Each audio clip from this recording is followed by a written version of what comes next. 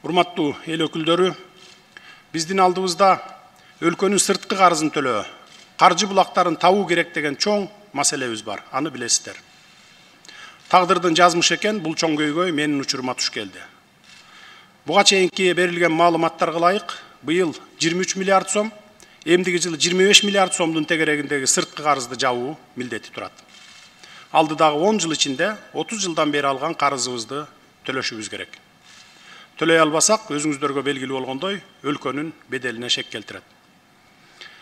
Бирок биз элибизге убада берип, бийлик башына келгенден кийин сырткы карыз сындуу олуттуу маселелерди чечүүгө да чечкиндүүлүгүбүздү көрсөтүшүбүз кажет.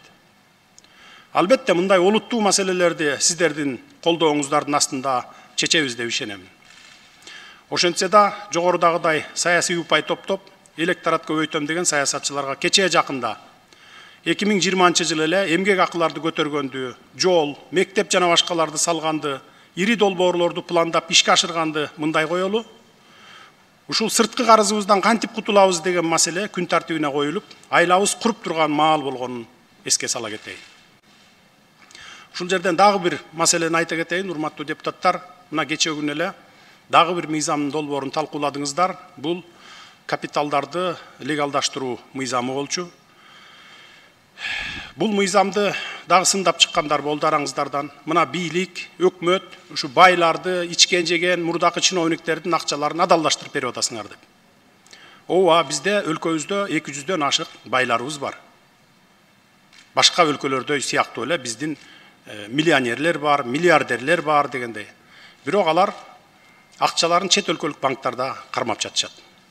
Кыргызстанда эмес. Чет өлкөгө барып миллион, миллиардтаган долларларга завод, фабрикаларды куруп атышат. Былтыркы октябрь окуяларынан кийин колдон келишинче, өзүңүздөр билесиздер, эл дагы күбө, колдон келишинче алдын 2 миллиард, артын 100 миллион долларга чейин төктүрүп, колдон келишинче баарын алгандай болдук. Бирок дагы деле ошого карабастан дагы деле чет өлкөдө катып жаткан акчалар көп.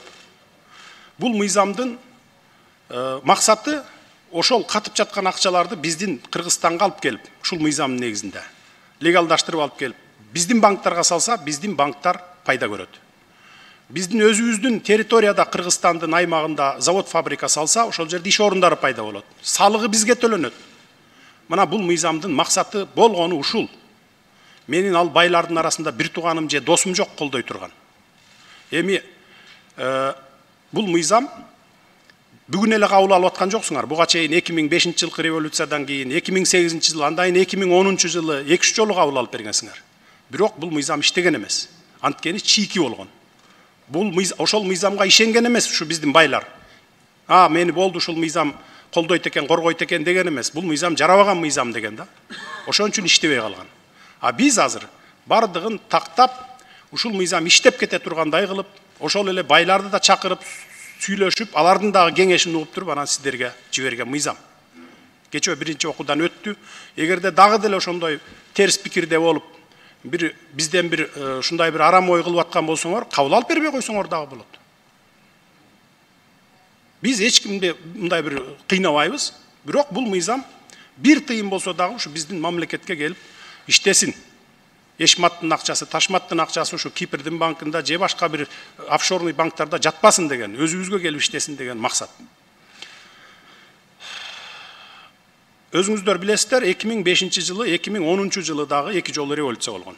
Ошол 2 революцияда тең ушул байларды, мамлекеттик чиновниктерди айрыкча, эми байлар, бизнесмен байлар ал өз ак эмгеги менен байыган байлар бар.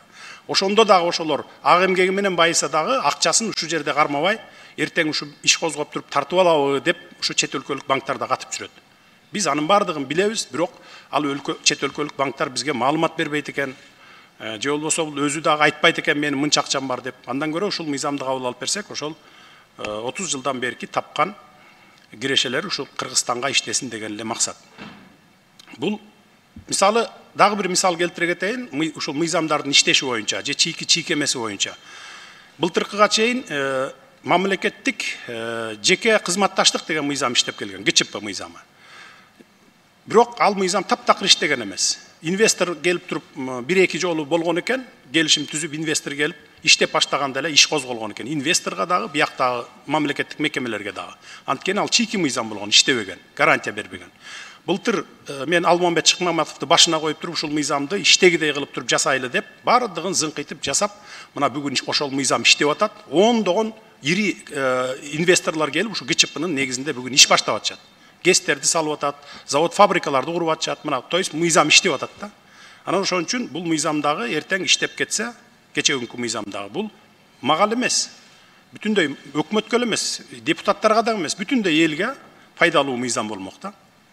Албетте биздин өкмөттүн ишибизде баардыгы жипке тизгендей таза укмуш иштеп кетип атабыз дегенден алыспыз. Кемчиликтерибиз да көп, моюнга алабыз аны.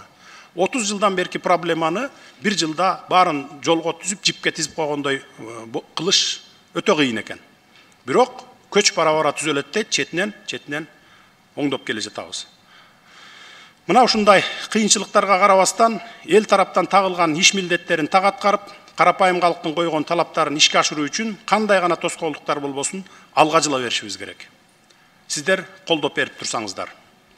Эң башкысы элдин камын көргөн ишибиз ак жана так болсо болду. Себеби өнүгүү мүмкүнчүлүктөрү мол болгон Кыргызстандын жүгүн алга тартып кетүүдө шайлоочуларыбыздын койгон талаптары эң туура. Ошондуктан, урматтуу депутаттар, бийлик бутактарынын, анын ичинде аткаруу бийлиги менен мыйзам чыгаруу бийлигинин ар бир аракети бири-бирине шайкеш болуп, эл турмушун жакшыртууга, өлкөнү өнүктүрүүгө багытталышы керек экенин баса белгилеп айта кетейин. Эң негизгиси аткаруу бийлиги, мыйзам чыгаруу бийлиги жана башка бийлик бутактарынын алакандай элибизди өнүгүү шарттары кенен өлкөбүздү алга жылдырууга алып барган иши, жасаган кадамы, ойлогон ою бир болуп турса болду. Бир эсе бир жакадан баш, бир жеңден кол чыгарып, ынтымактуу иш алып барган болобуз. Бир эсе саясий туруктуулукту камсыздап, өнүгүү темпибизди күчөткөн болобуз.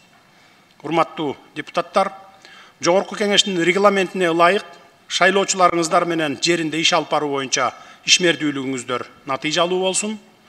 Эл ишеним берип аткарган жүгүн аркалаган эл өкүлчүлүк кызматыңар байсалдуу болсун. Ишиңиздерде ийгиликтерди каалаймын. Жакшы эс алып келиңиздер, эл менен жакшы жолугуп келиңиздер. Рахмат көңүл бурганыңыздарга.